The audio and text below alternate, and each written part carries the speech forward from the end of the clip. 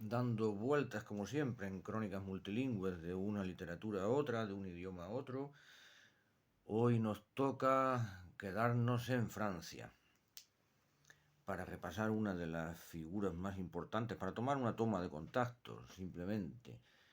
Una de las figuras más importantes de la literatura francesa, Víctor Hugo.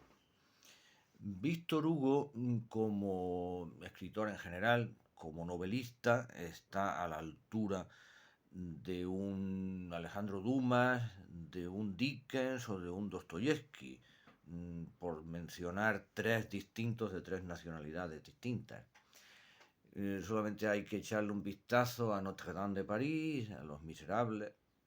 Y como poeta fue un poeta excepcional. Víctor Hugo ocupa todo lo que es el siglo XIX casi por completo. Nació en 1802, si mal no quiero hablo de memoria ahora, y murió en 1880 y algo. O sea, ocupó, además tuvo una obra muy prolífica, fue uno de los poetas más prolíficos que dio Francia. Las obras poéticas de Víctor Hugo se recogen, parece que son tres volúmenes de la famosa colección La Pléiade, y dejó una obra bastante importante. Y como decía, pues vamos a tomar una toma de contacto siempre invitando a acercarnos a los textos originales, tal y como los escribió el poeta en su tiempo, tal y como lo pensó, tal y como lo escribió, e intentar entenderlo en su lengua original.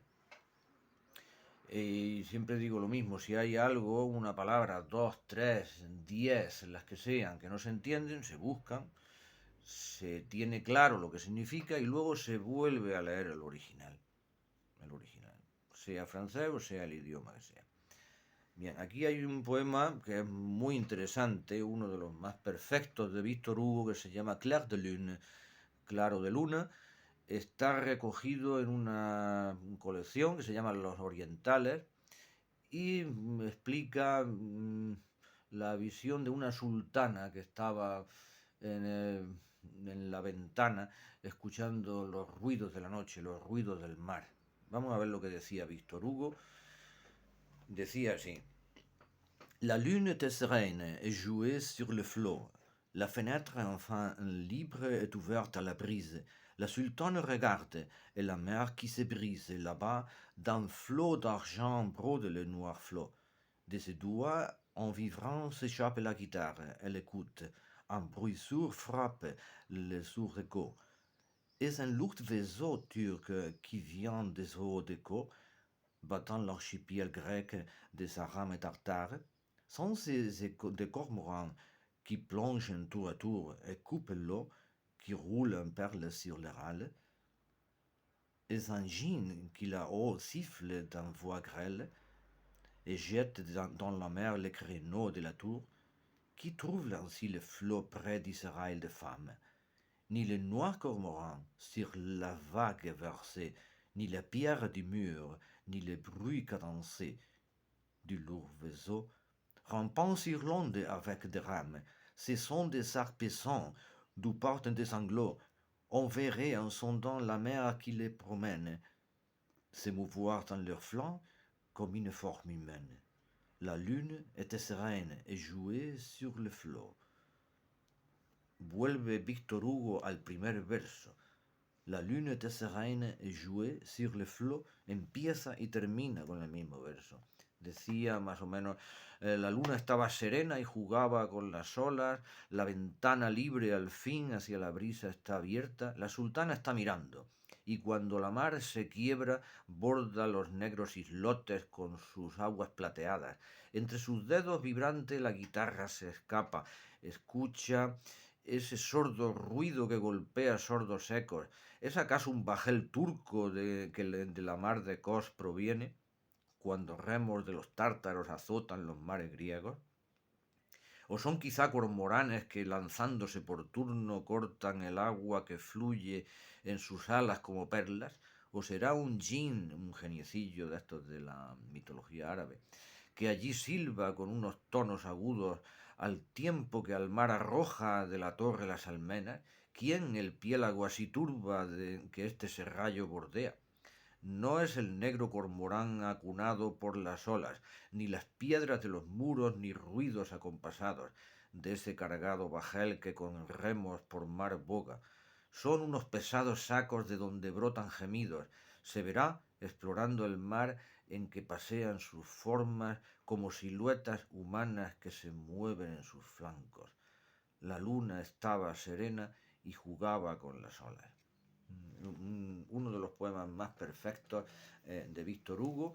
Víctor Hugo tenía muchas compilaciones de poemas, unos de juventud, otros de la etapa de madurez, que son las contemplaciones, otra colección que se llamaba Les Châtiments, los castigos, o sea, tenía un montón de libros de poemas. Aquí había un poema también que estaba muy bien, se llama Le Soleil Couchant, curiosamente como el célebre poema de Verlaine, pero no con ese verso corto, cadencioso y musical de Verlaine, sino en versos más largos. O sea, mmm, Francia supo transformar el romanticismo ya en la segunda mitad del siglo XIX, pero Víctor Hugo pertenece todavía, digamos, entre el primer y el segundo romanticismo.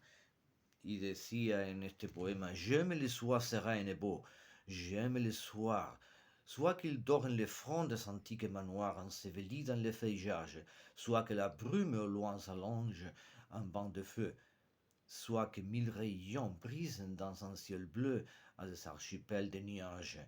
O sea, amaba las tardes serenas y bellas, amaba las tardes tanto como si doraban los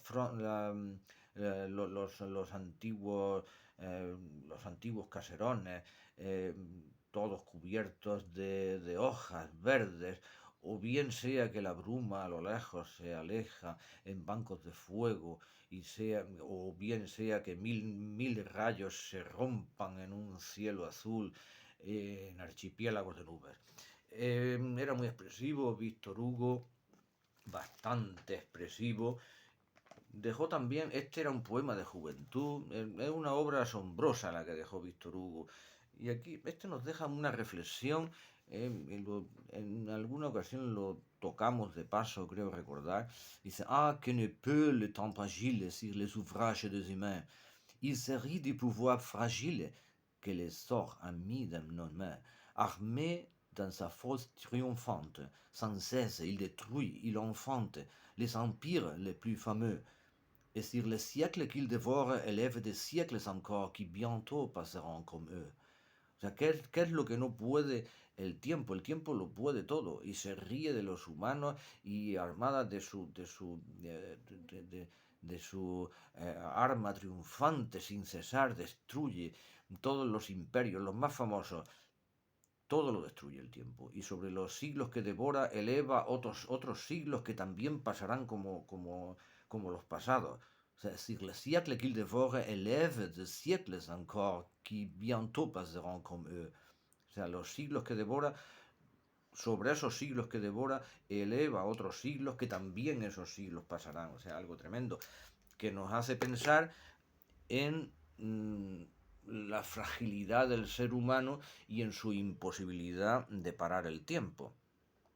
Me viene a la mente aquel poema de Zorrilla, también del siglo XIX, en el cual le hablaba a una calavera y le decía: si fuiste rey, ¿qué se hizo de tu corona?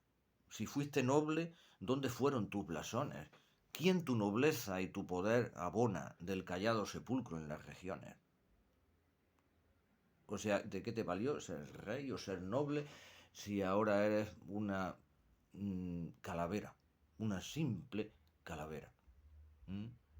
Esto me hace recordar también ese célebre proverbio alemán que dice: Arm und Reiche sind in Tode gleiche. O sea, tanto el pobre como el rico son iguales en la muerte, en el sepulcro. Bien, esta ha sido una toma de contacto pequeña con Víctor Hugo. Volveremos, por supuesto, a Víctor Hugo, como volveremos a los grandes poetas franceses y de otras nacionalidades, de las cuales, de cuyos idiomas un servidor pueda explicar decentemente.